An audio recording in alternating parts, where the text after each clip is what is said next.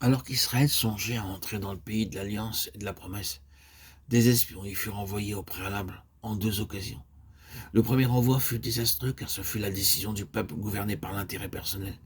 Et bien que Moïse ait accédé à leur demande et que le Seigneur ait acquiescé, le mobile secret fut révélé par la suite. Après une longue et profonde discipline, le principe du bon plaisir du Seigneur était présent et la foi triompha. Les espions peuvent partir accompagnés de l'approbation de la bénédiction lorsque le mobile est la gloire du Seigneur, non celle de l'homme. Nous croyons vraiment que le changement entre la première épître aux Corinthiens au chapitre 10 et celle des Éphésiens, des Philippiens, des Colossiens correspond à celui entre la première et la seconde exploration du pays. Que la nôtre corresponde à la seconde, tandis que nous contemplerons le pays glorieux.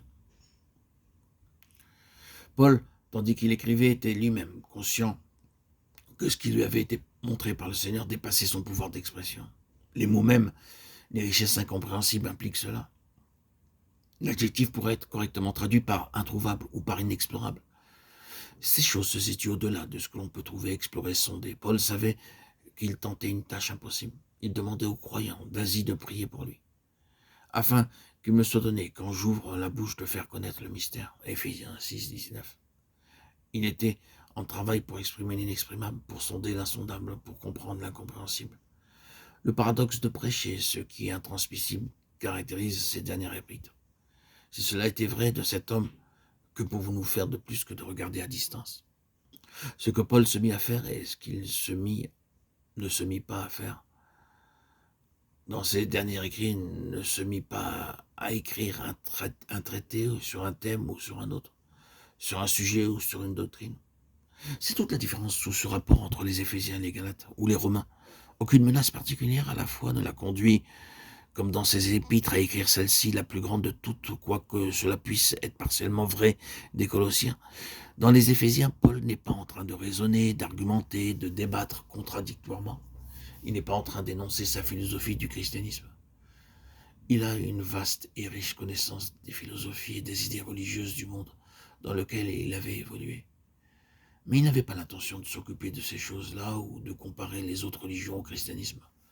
Ce que Paul fit dans cette épître destinée à l'Asie et par leur moyen à tous ceux avec lesquels l'Asie était en contact et inconsciemment à nous, devait constituer une puissante proclamation. Nous avons ici un homme faisant une proclamation avec un cœur trop rempli pour pouvoir articuler. Il est simplement en train de pousser un cri. C'est comme une annonce urgente et impérative pour laquelle le microphone est trop faible et inadéquat. Ce n'est pas quelque chose qu'il avait imaginé et qui était le produit de son grand cerveau. Il l'attribuait à une révélation qui lui avait été donnée par l'initiative de Dieu. Ce qu'il est en train de rédiger est une présentation vitale et dans un sens achevé du long processus de la révélation personnelle de Dieu, et elle renferme la révélation pleine et finale de Dieu, de son dessein éternel. C'est parce que c'est de cette nature que Paul tombe à genoux et prie une prière spéciale en faveur de ses lecteurs, 1, 15, 17. Sa cause d'une loi établie, inaltérable d'un principe qu'il a énoncé ailleurs, 1 Corinthiens 2, 14, 16, d'une manière tellement claire et catégorique, à savoir que les choses spirituelles, les choses de l'esprit, ne peuvent être saisies que par des gens spirituels, le peuple de l'esprit. Nous devons développer ceci après, et tout ce qui est devant nous dans cet épître aux Éphésiens ne sera rien de plus que des mystères écrits.